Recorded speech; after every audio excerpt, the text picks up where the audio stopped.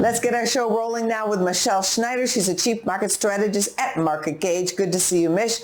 What can you tell us? What would be an American stock pick for you? Well, this has been a forgotten about sector, but I think it actually can make a huge comeback.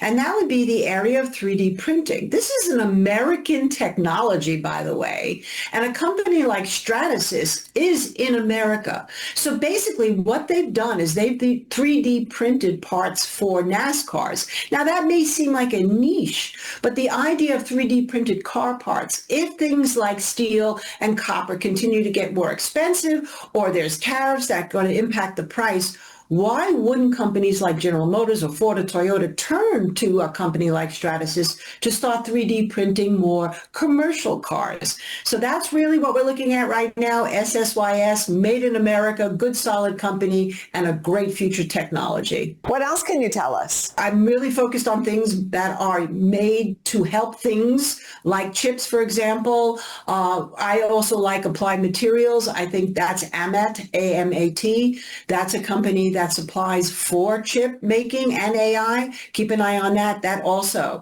has been beat up but has a lot of upside potential as we're going into the end of 2025. Thank you, Mish.